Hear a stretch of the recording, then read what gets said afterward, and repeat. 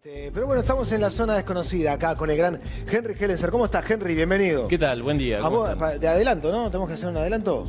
¿De qué vas a estar hablando? Hoy tenemos un informe sobre Vikingos. Por eso, Vikingos. De eso puedo hablar, así que hablemos de Vikingos. Entonces. Sí, porque empezó la semana pasada la quinta temporada de la serie Vikingos, que justamente nos empezó a mostrar una faceta que realmente en Occidente se conocía bastante poco, ¿no? Sobre todo en estos lados.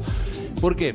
Porque empezaron a mostrar una cultura de la cual no hay tanto registro. Y es una de las cosas que llama tanto la atención de los vikingos. No dejaban cosas registradas, ¿no? Mucho menos escritas, grabados tampoco, ¿no? Entonces la historia se fue recogiendo de a poco. Y hay una historia que tiene que ver justamente con sus dioses, con sus creencias, que tal vez le dan clave justamente a lo que nos está mostrando esta serie, que habla de personajes históricos reales que existieron, ¿no? Desde el rey Ragnar y sus hijos, que en la actualidad, en las temporadas que estamos viendo ahora, ya habla de los hijos, ¿no? De cómo conquistaron, cómo incursionaron grandes sectores de Europa, ¿no? Y tal vez hay una clave en su pueblo guerrero que tiene que ver justamente con sus creencias. Hicimos un informe justamente lo quiero ver, me interesa, en donde mostramos de qué se tratan o de qué se trataban justamente sus creencias y por qué eso repercutió en sus incursiones tan exitosas a nivel bélicas, ¿no? A ver, vamos a ver el informe entonces de Henry referido a los vikingos. Hacia el tercer milenio antes de nuestra era, sucesivas oleadas de pueblos germánicos procedentes de Europa Central colonizaron la región escandinava, llevando consigo el culto a la personificación de diversas fuerzas de la naturaleza, común a la mayoría de las religiones indoeuropeas. Estas migraciones coincidieron con un progresivo cambio climático que trajo inviernos más largos y gélidos. Los Aesires eran dioses guerreros, moradores en Asgard. El dios mayor era Odín, llamado padre de los dioses, y dotado de poder sobre todos ellos. Suya era la sabiduría, encarnada en dos cuervos, que siempre la acompañaban. Aconsejaba a los reyes, a veces disfrazándose de mendigo e introduciéndose en las cortes reales. Era también un temible guerrero. El segundo Aesir en importancia era Thor, hijo de Odín. Él imbuía en los guerreros la furia asesina en combate. Poseía un martillo mágico que siempre volvía a la mano que lo había lanzado. Evidentemente, los vikingos no solo creían en los dioses guerreros, pero en esta sociedad las armas eran empuñadas por la clase gobernante, puesto que estos dioses se convirtieron en los más importantes para el pueblo. Desde la perspectiva alquímica, nosotros hacemos una interpretación simbólica de todo lo que se dice, de todo lo que se plantea como símbolos, imágenes, números.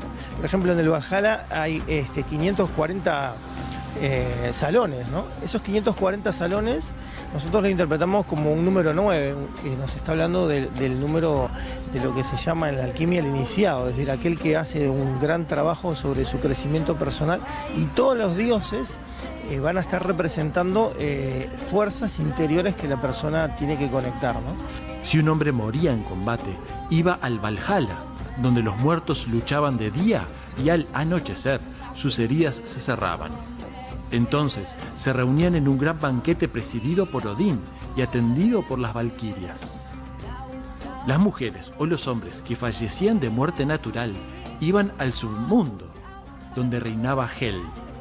Este era un lugar muy oscuro, donde las almas de los muertos flotaban por doquier, como sombras sin cuerpo. Por supuesto, los vikingos preferían la muerte en batalla.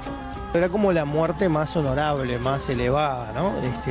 En algunas citas se dice que, bueno, otro tipo de muertes u otro tipo de personajes que no fueran guerreros, como podrían ser campesinos o artesanos, iban a otros cielos diferentes a los de los guerreros, ¿no? Los guerreros iban con Odín y con Freya, ¿no? Eran recogidos en las batallas por las valquirias, que eran las mujeres del Valhalla, que venían a buscarlos en ese momento en que morían, ¿no? Y se los llevaban con un beso. Entonces iban a dos lugares, al donde está el palacio de Odín o al de Freya.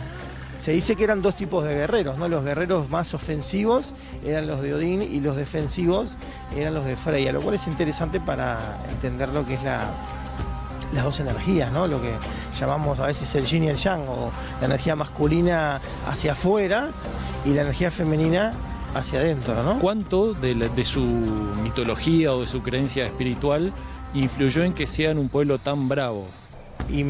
Recibe improntas, digamos, de dioses guerreros, y todos son guerreros, hasta la diosa del amor es una guerrera, ¿no? Perfectamente puede desarrollar una sociedad que está más inclinada a la batalla, ¿no? Y al combate. Existen restos arqueológicos que ofrecen alguna información más sobre el culto de los Aesires. En su mayor parte, se trata de tumbas halladas en aldeas vikingas.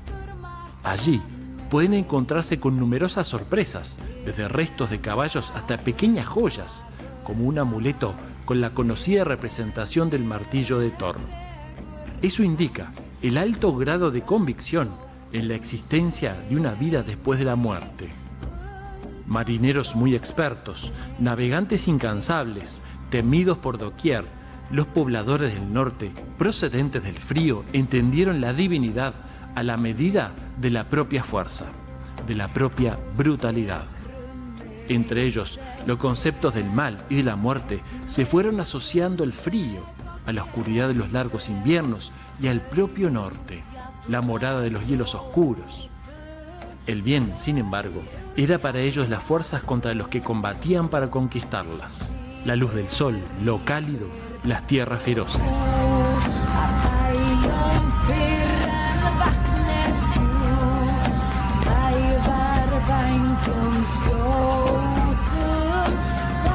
Bueno, conocimos como siempre de la mano de Henry un poco de la historia de los vikingos. Es muy interesante y bien producido como siempre, Henry. Así es, eso explica también mucho de los éxitos bélicos que han tenido, ¿no? Porque claro, imagínate, ¿no?